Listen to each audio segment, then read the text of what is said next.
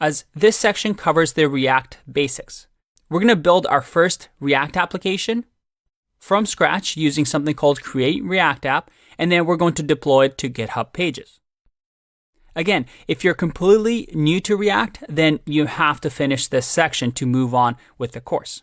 However, for those with a bit of experience, you might find this section a little bit easy. Determine for yourself which direction you want to go.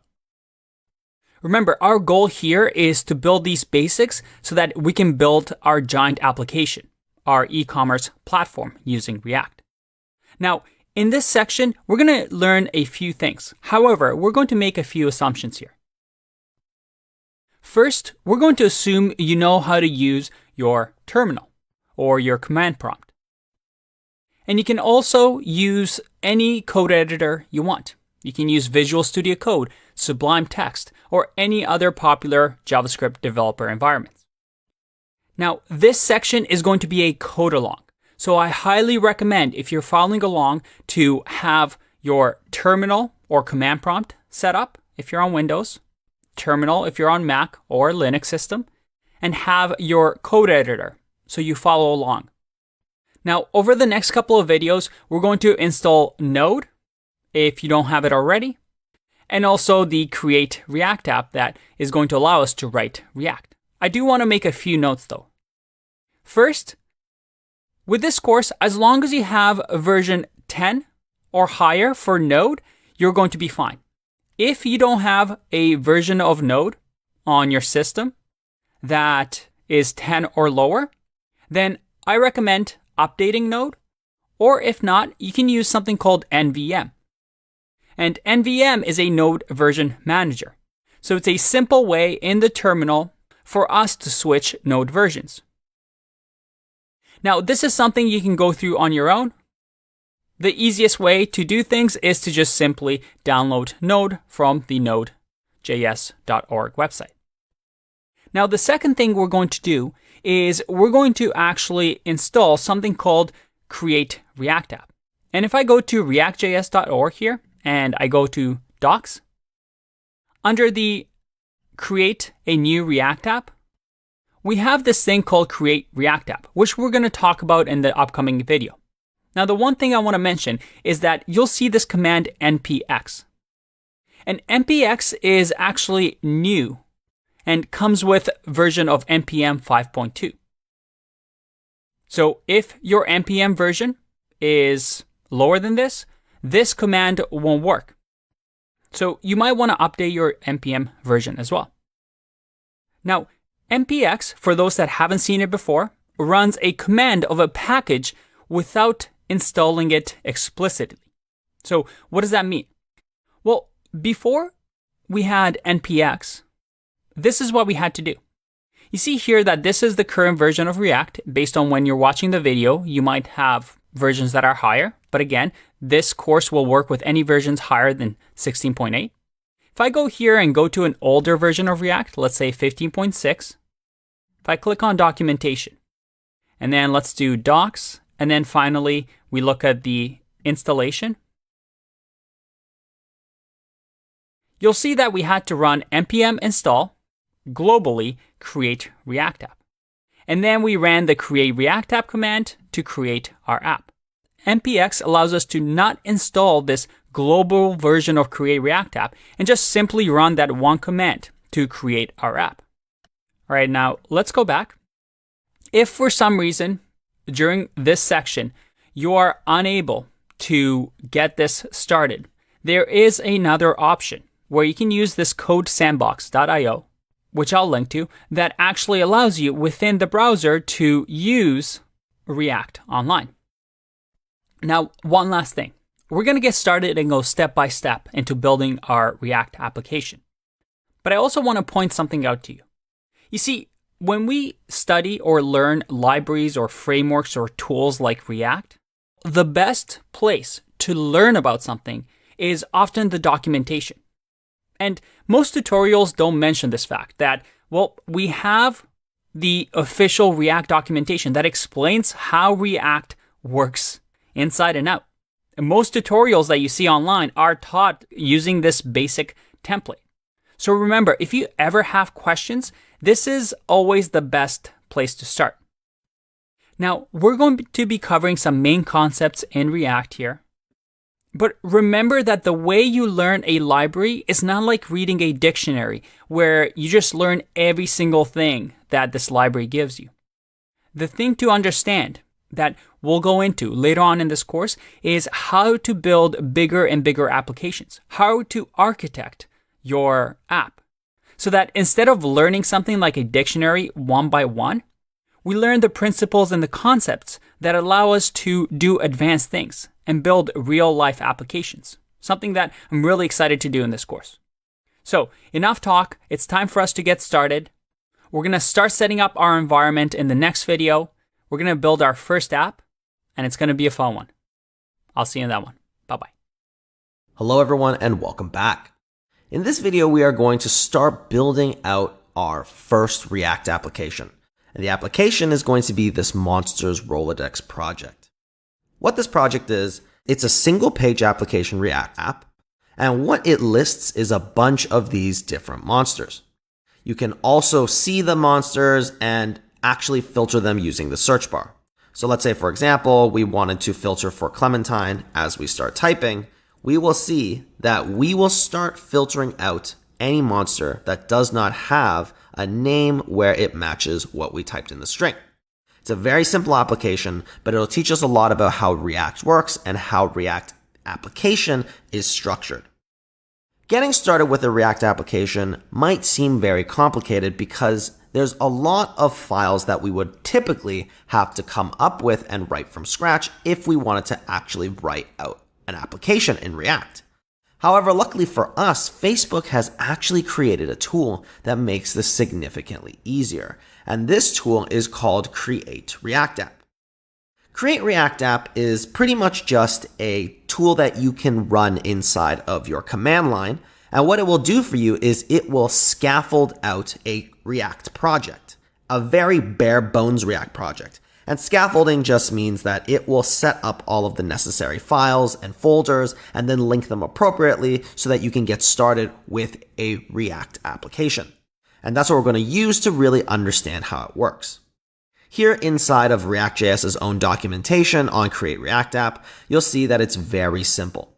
It says, of course, that it is a comfortable environment for learning React and is the best way to start building a new single-page application.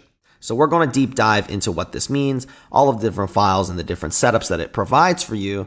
And then we're going to deep dive into how we can do this without Create React App later in the course. So we're going to fully understand how all of this works under the hood. But for now, we're just going to leverage it so that it makes our lives easier so we can get started with our first React application.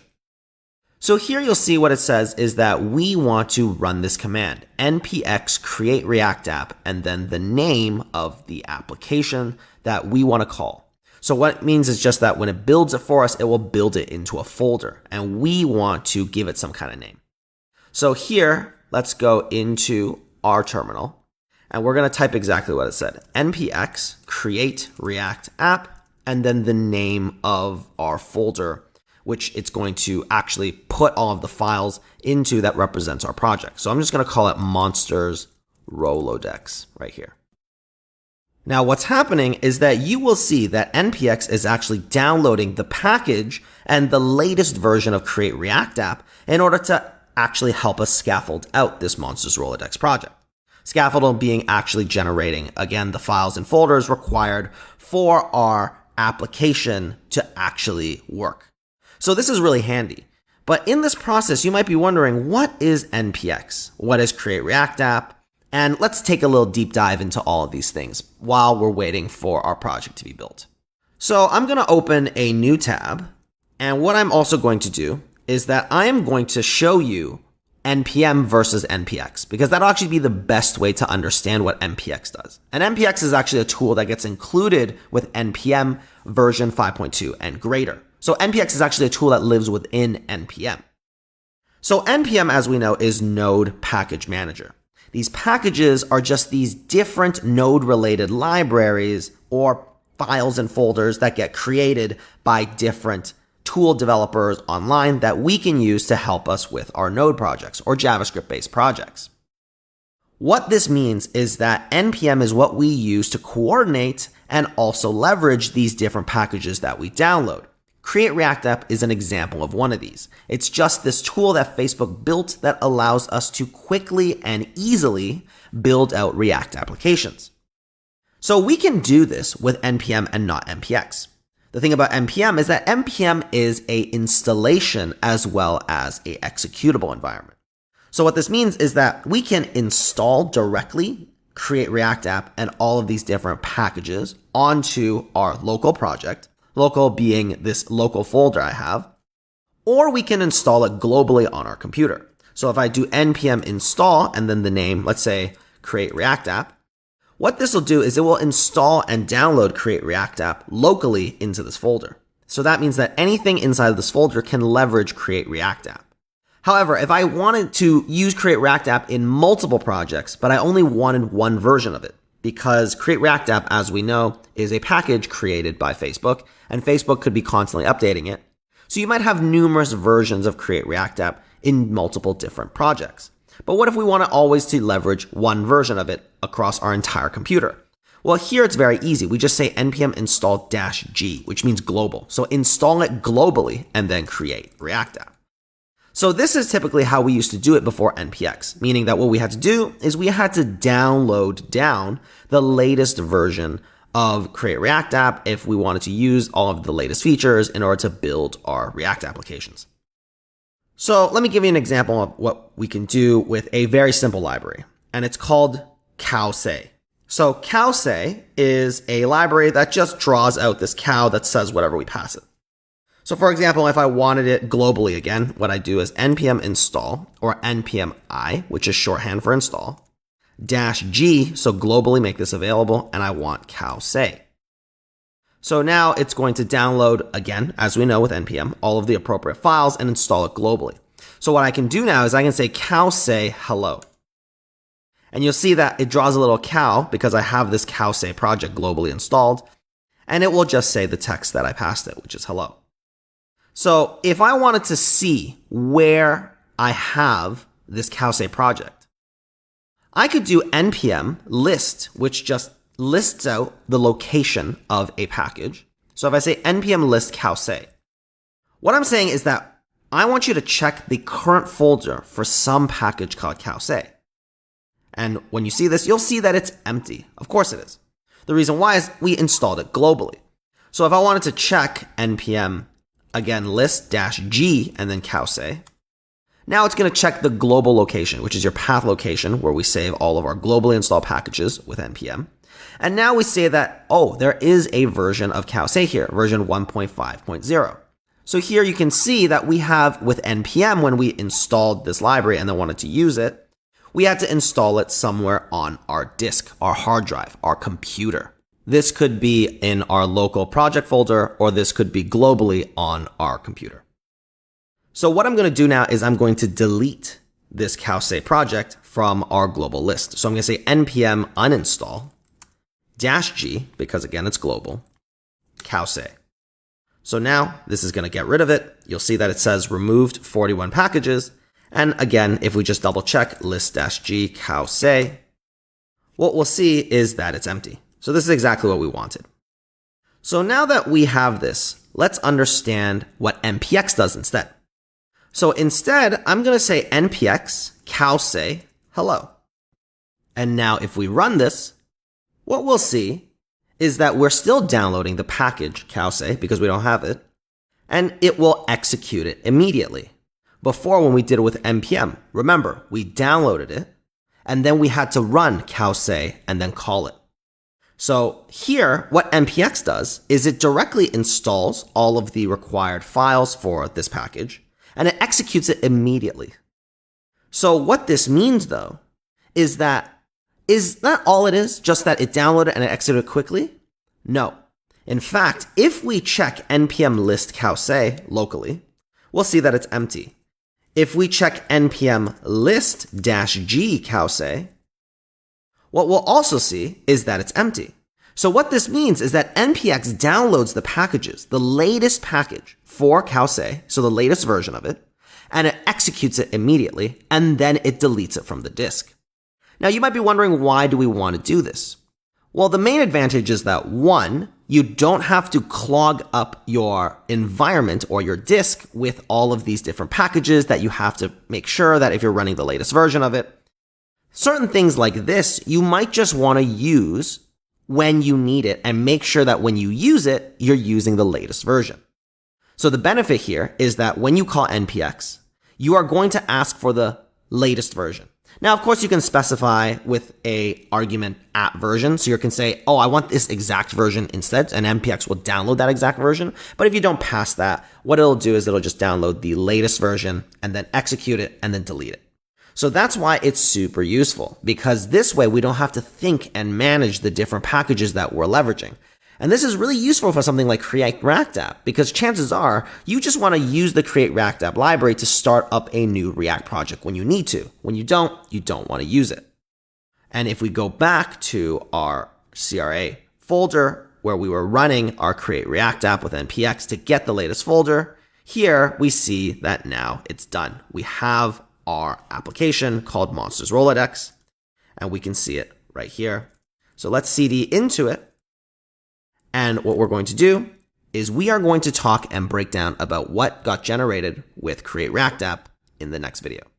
So here, once again, let me just go over quickly what we did. We used npx to download the Create React App package, the latest version of it. We generated our React application, Monsters Rolodex, and then with npx, automatically, it deleted Create React App, so it doesn't take up any space on our computer. And now we have our Monsters Rolodex React project that Create React App has scaffolded for us, and we are going to break down what is inside. So with that, I'll see you in the next video. Welcome back, everyone. In the last video, we leveraged npx to download the Create React App package to help us scaffold out our React project, Monsters Rolodex.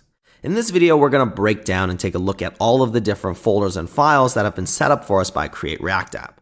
So let's go ahead and open up our project. And inside, what I want us to take a look at is the package.json file first.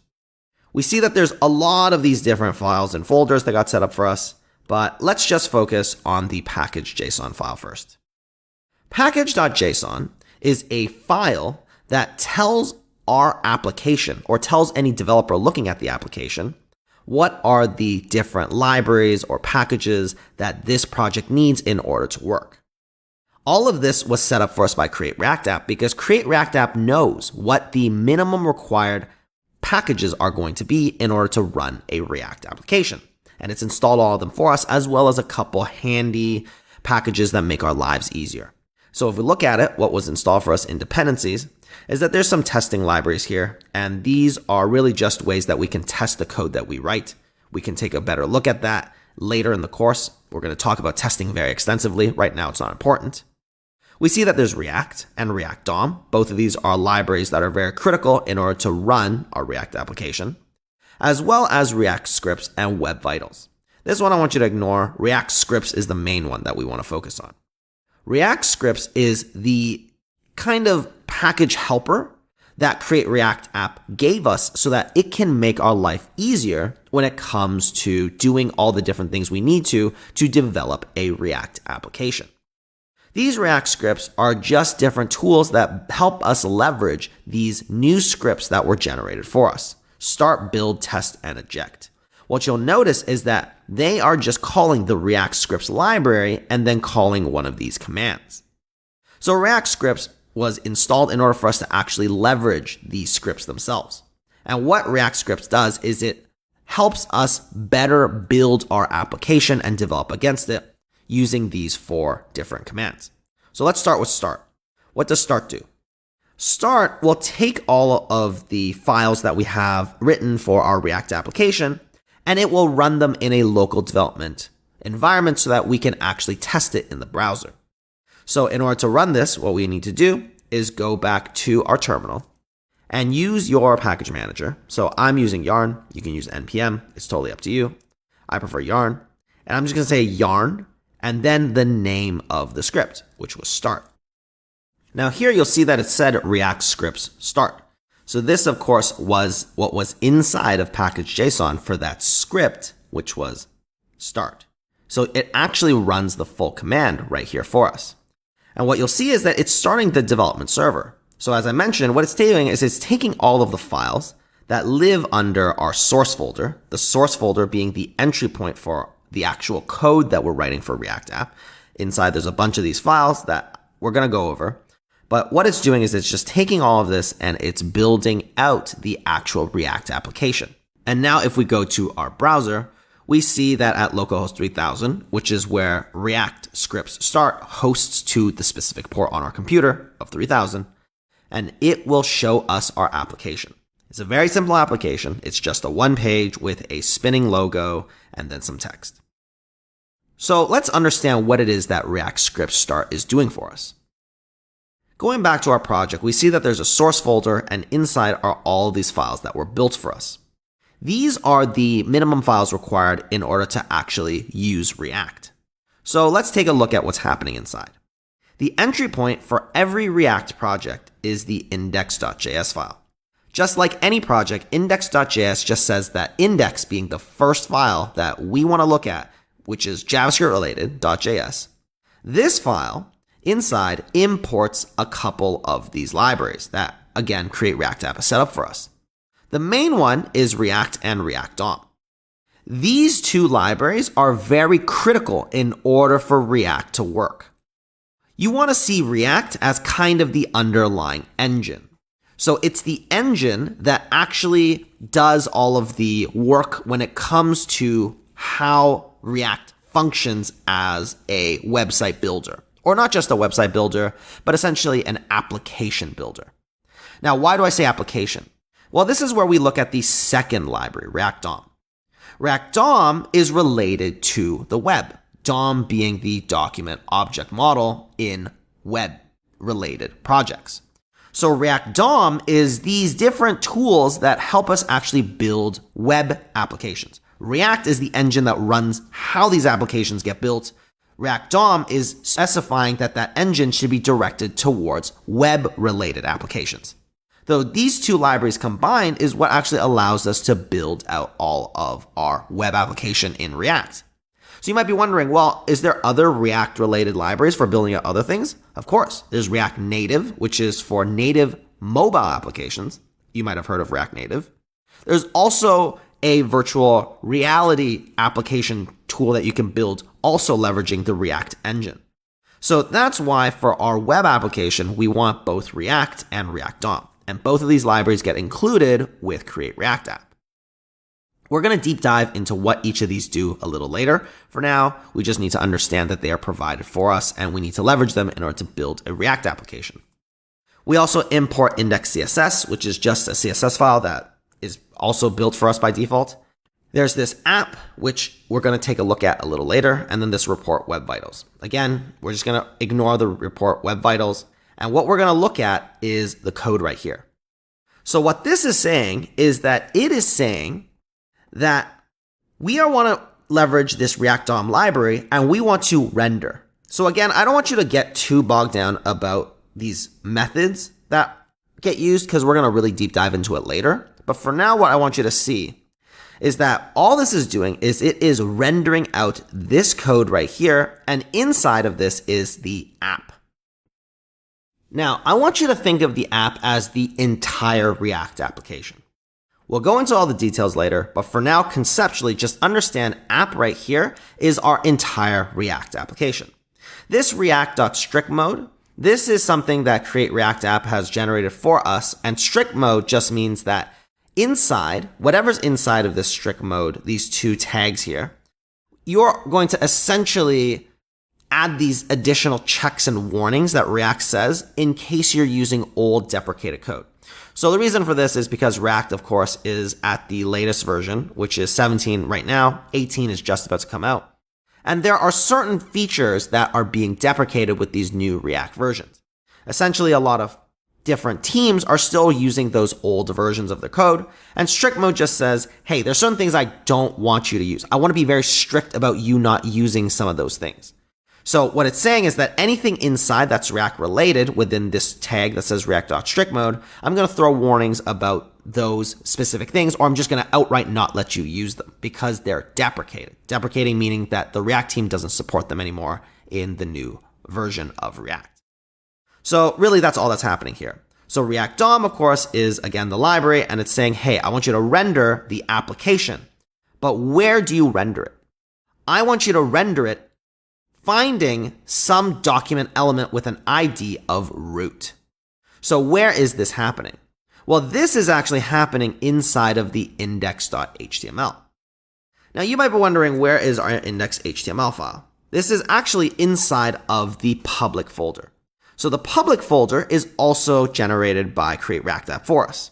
And index.html is like any index.html file in any application. It's just the base HTML file that represents the application's entry point.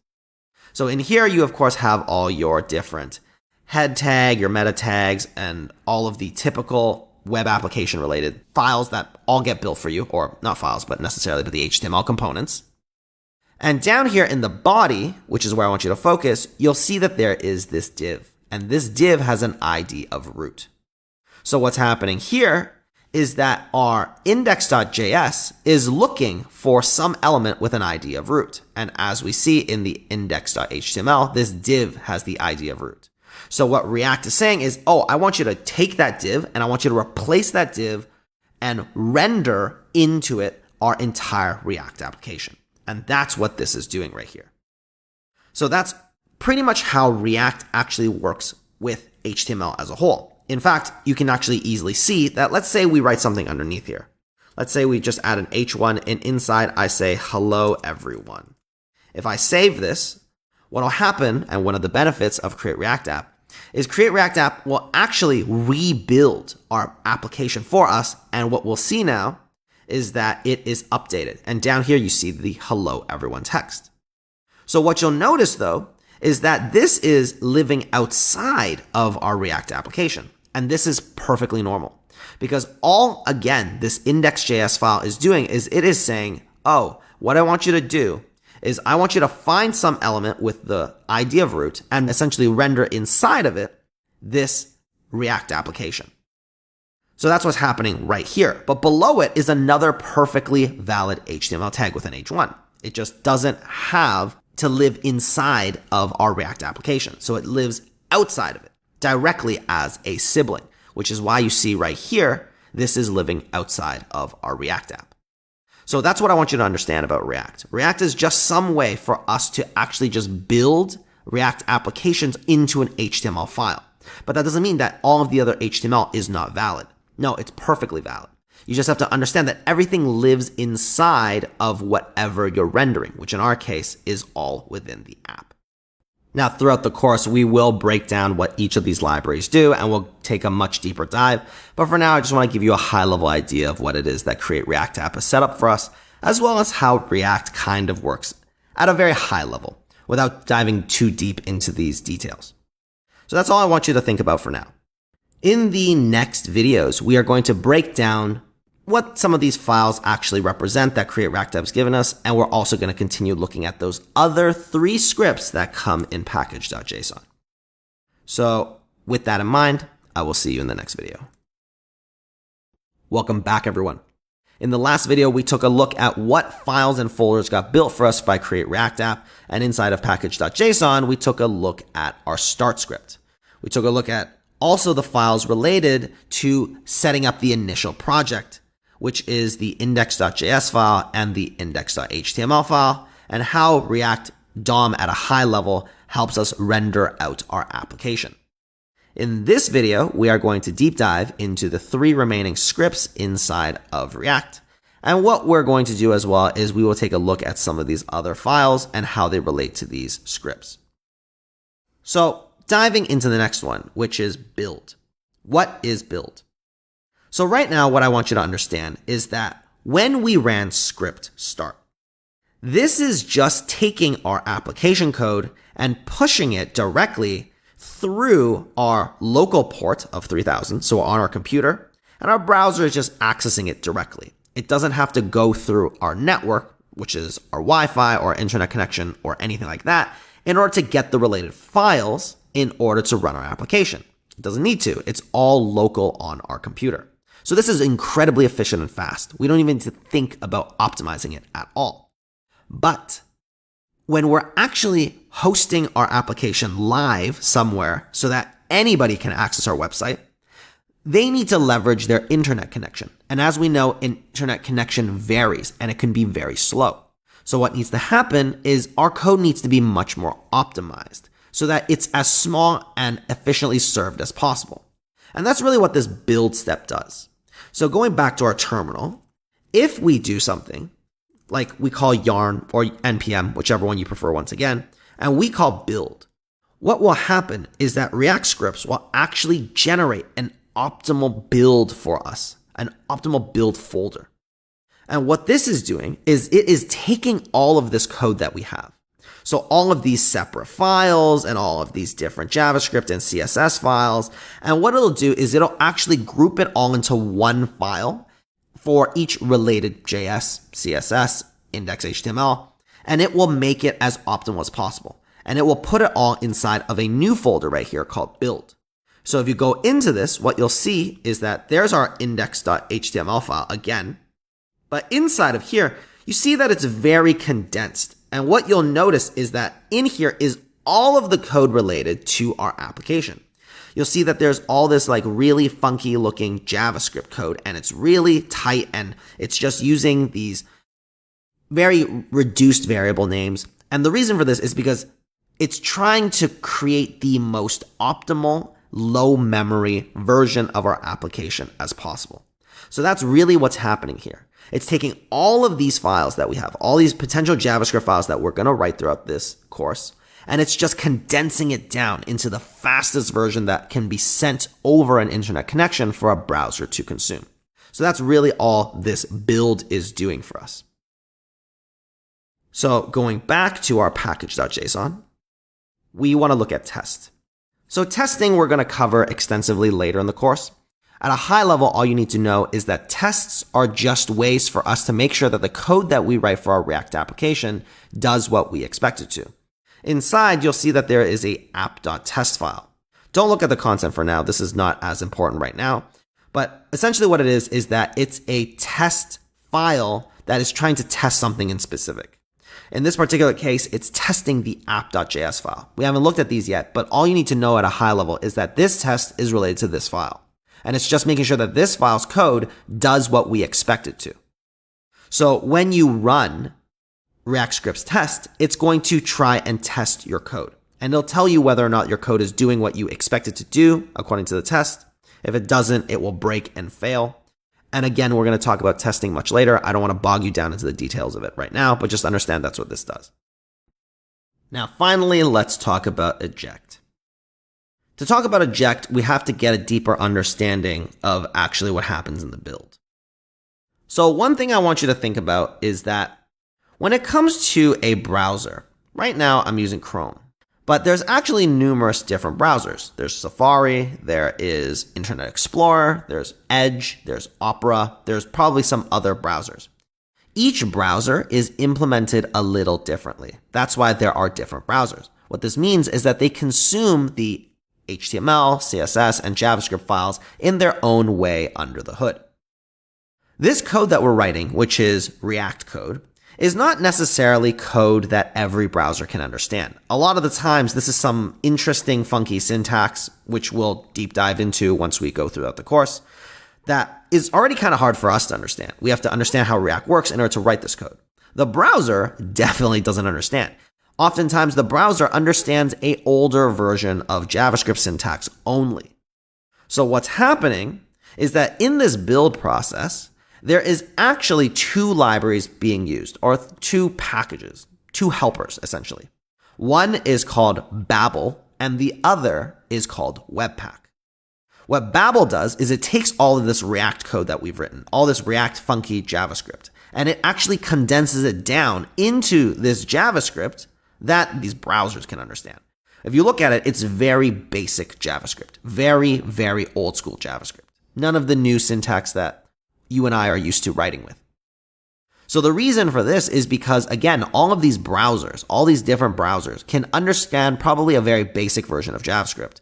And Babel is just making sure that all of our code gets built into a version that can be understood by these browsers.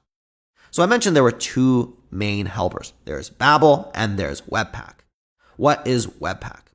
Well, Webpack is actually something that makes our code a little bit more efficient.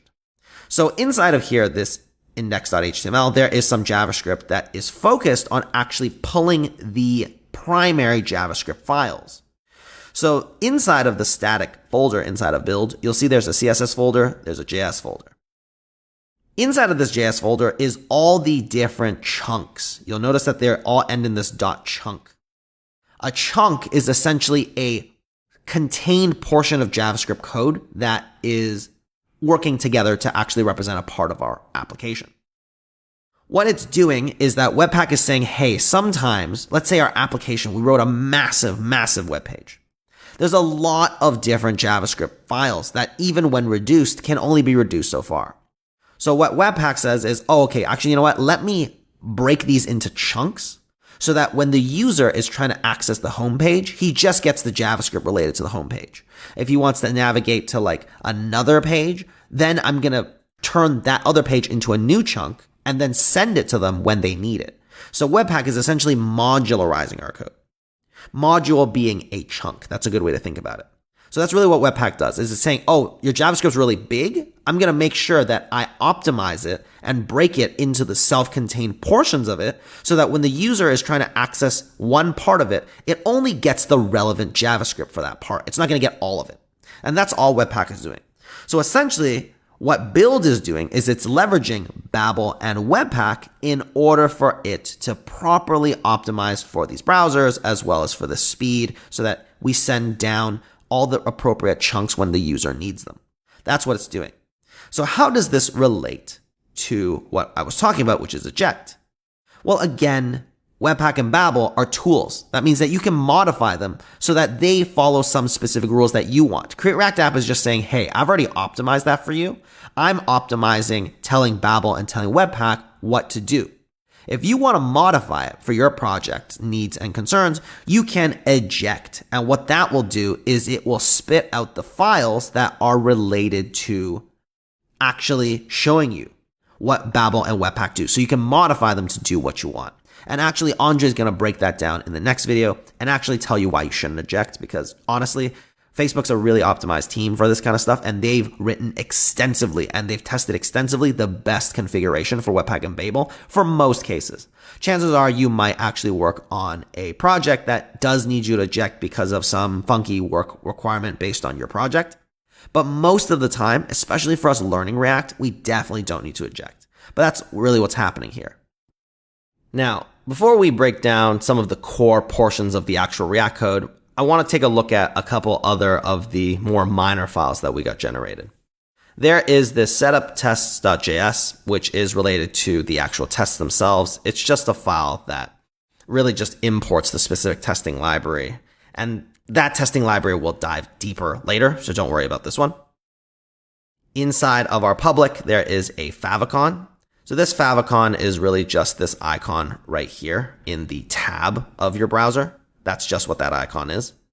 We also get these logos of these different sizes, and these logos are more so related to this manifest.json file.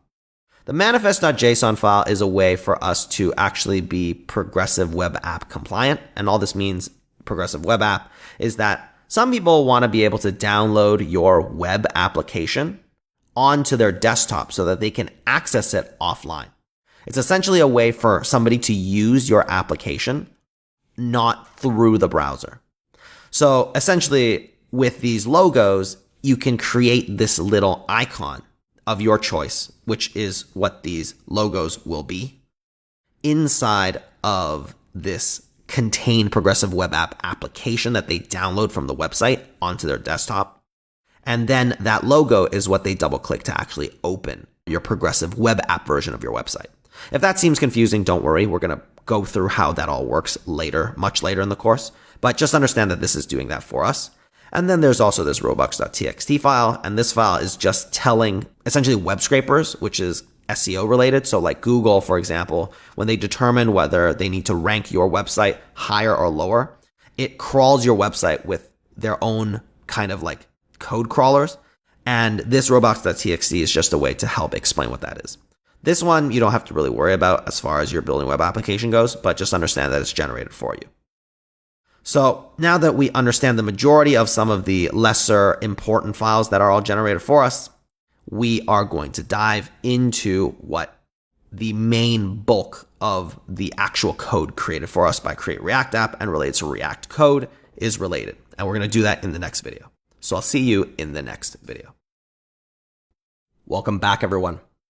In this video, we are going to dive into the meat of the actual React code finally. So what we're going to do is we're looking at the app.js file. As I mentioned, the app.js file, if you think back to our index.js file, we were importing app from this .app file. So app here is actually the app.js. And what app.js is it represents our entire React application. So we're going to dive deep into how this one file doesn't actually contain the entire application as we build it out. It's just that right now, this is the main bulk of what the application represents. Because the application is very simple. It's pretty much just this part of the website. So if you look at it, all it is with React is that we are importing the logo, which is the logo.svg. And we are also importing our app.css file. So this is also generated for us, and it's what makes the logo spin and gives the background color and then makes these the certain sizes that they are. That's all this CSS that's listed in here. So by importing it, we're saying, oh, I want you to apply the CSS. So that's being applied to this website now. Here, you'll notice that there is this function. And this is very important because in React is pretty much just using functions to return HTML. That's all it is. This code is just some generic function called app that returns you this specific HTML that represents this function of app. And you can see this app function as a component. So what is a component? A component is pretty much a self-contained piece of code that returns some visual UI representation of HTML. UI being this thing that we can see and interact with. Now, as we know with websites, anything we interact with is a combination of HTML, CSS, and JavaScript. So this is no different here. It's just that all of this is contained within this function. So inside of here, if you look at this, this is pretty much just basic HTML. We have a div, we have a header, we have an image, and this image is being passed the source of our logo. So our logo, SVG, which is just this icon that is spinning. And this image is being rendered inside of this header HTML component. And then there's some p tag here with some text inside. And then there's an anchor tag that points to Learn React. Very simple HTML. And this function is essentially returning this HTML. So that's really all that's happening is that inside of index.js, React is just saying, oh, I want you to render this app. And here, this looks like an HTML tag. And the reason for that is because using React DOM, we're saying, oh, okay, this HTML tag is some function code that will return us more HTML, which is exactly what app.js is. It's returning us HTML code. So what we're looking at here is really just the HTML that's being rendered on the page. And if we update this, let's say I update this p tag to say, hello, my name is Yihua. If I save this, now if I go back here, again, Create React App is just rebuilding and it is updating this text now to say, hello, my name is Yihua. You saw it's pretty automatic. But here, what we're just seeing is that that's really all React is, really. It's just code, so a function or a class, which we'll learn about later, that returns us back HTML. That's really all React is if you really want to think about the very bare bones of React. It's just these helper functions that help us return HTML. So it allows us to build websites and these UI in a very efficient, componentized way. Components, once again, being the self-contained representations of HTML, CSS, and JavaScript. So this is really all that's happening here. So with that, you pretty much understand actually all that React app has given us. Some of the more nuanced things that go on, such as tests and the progressive web app stuff, we'll explain later. But as far as the main bulk of what we're going to work on, when we start converting this Create React App application over to the Monster Rolodex project is just going to be around writing these functions or these classes that return us back HTML. And that's all it is. So now that you understand what Create React App does, there is one caveat I must mention before moving forward. So a lot of the videos were done using an older version of Create React App. Right now, I'm actually speaking to you in the present with the latest version of Create React App.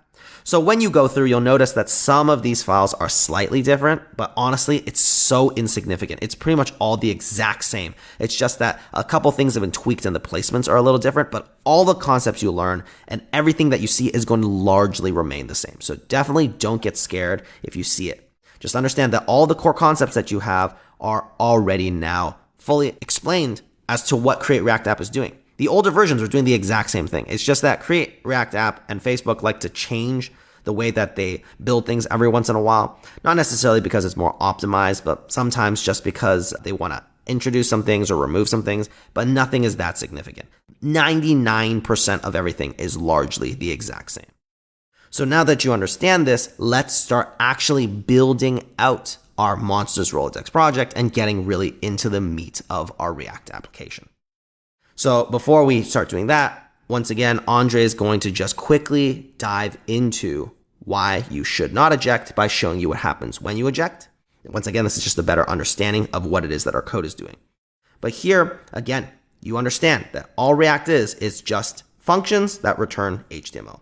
That's really all it is. So with that, let's move to the next video. Hey, welcome back.